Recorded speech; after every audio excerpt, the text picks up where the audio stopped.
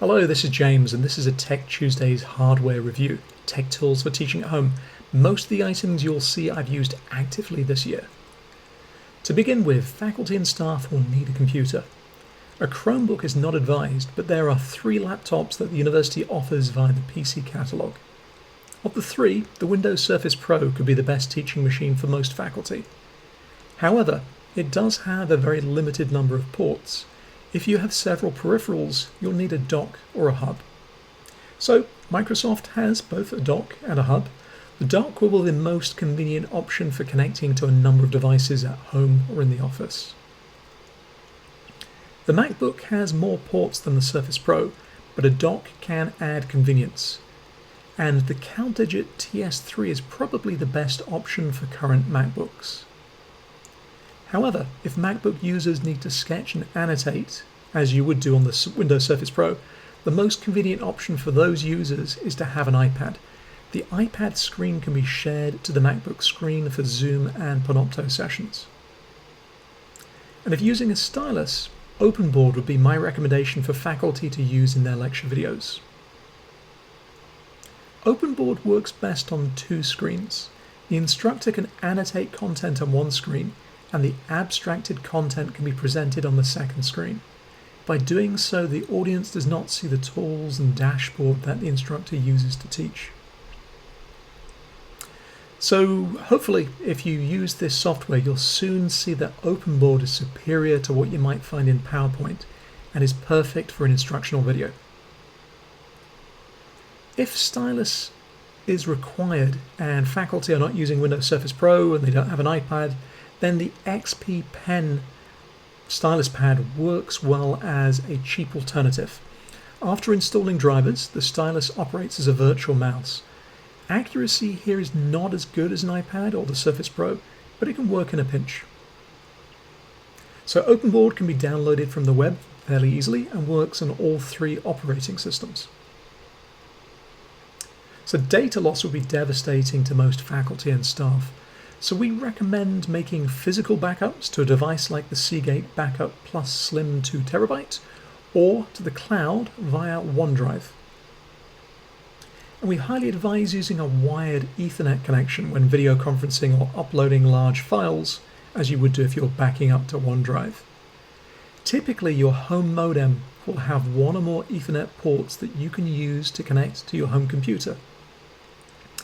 If that's not an option, you can consider investing in a mesh Wi-Fi setup.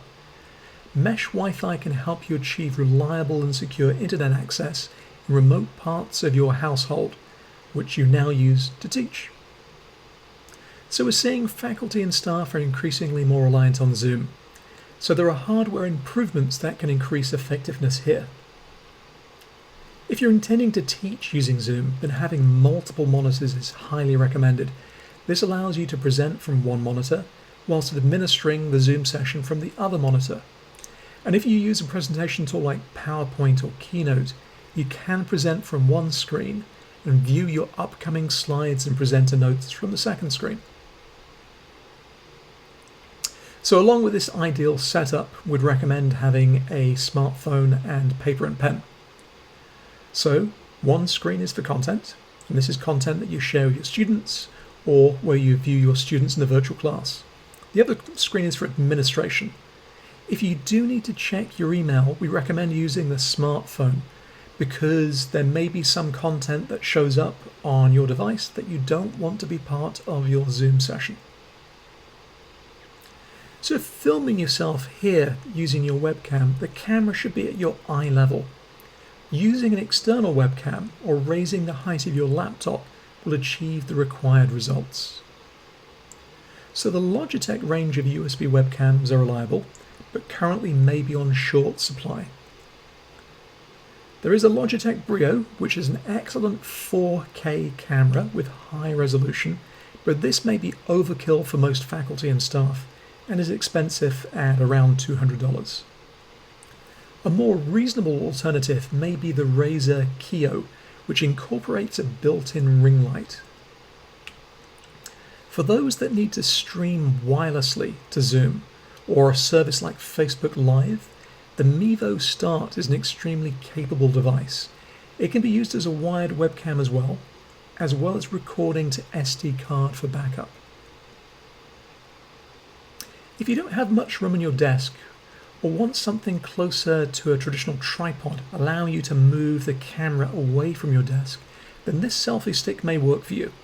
It also has a tripod stand that creates stability.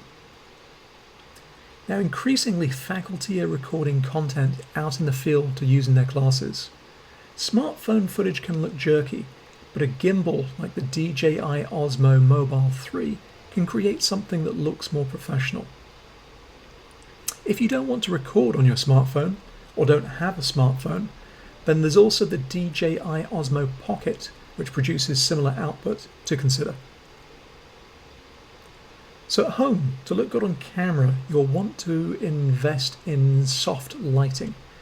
Professionals use these to improve their presence on camera.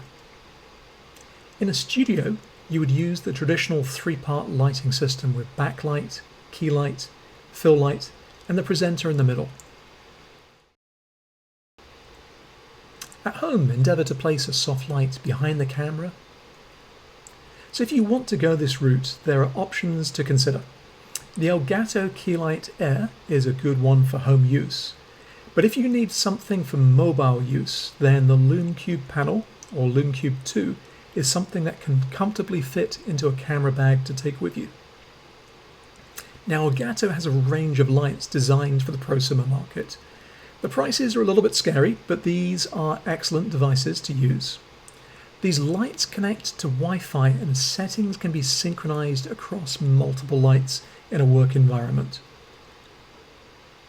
But otherwise, you can use an LED desk lamp or reading lamp, which will double as a way to illuminate you for your videos. Document cameras can be found in some DePaul classrooms, and you can use them equally well as at home.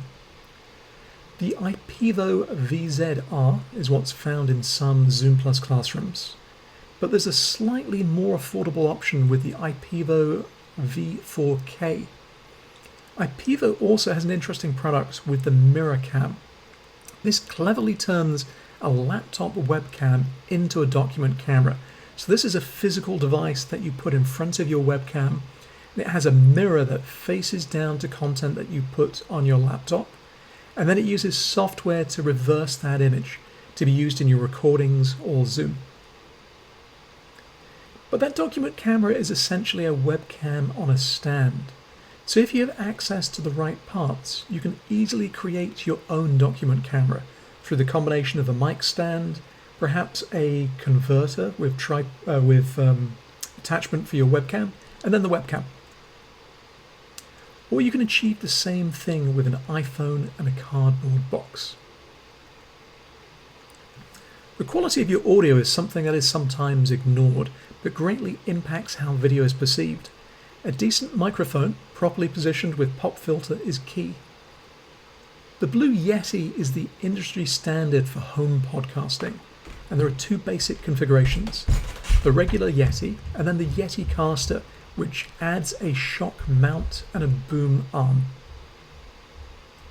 Adding a windscreen and a pop filter will reduce noise on your recordings. And if you're looking for something to use in the field, the best mobile microphone I have found is the Rode Wireless Go. This vastly improves the quality of recordings in the field. And you can cleverly convert the Rode Wireless Go into a handheld microphone with this mic adapter. Not cheap, but a decent set of headphones will reduce distractions and feedback during Zoom calls. Active noise cancelling makes these particular Sony headphones that you see on screen extremely useful. Now, you may look good on camera, but your environment may not look as good. You'll also want to be careful that items in the background don't betray your privacy. You or someone who lives with you may have a medical condition, and you may inadvertently show prescription drugs in the background to your Zoom participants.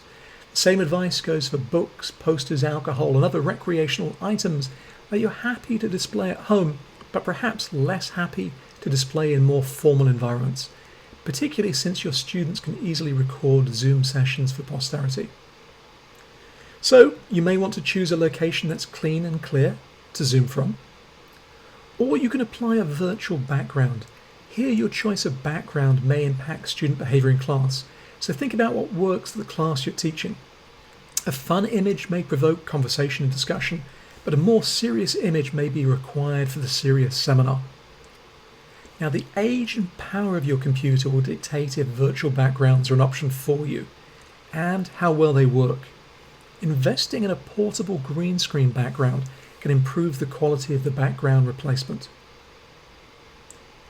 And if you're using a webcam on your laptop, a device like the Jarvis laptop arm can ergonomically raise the camera to eye height.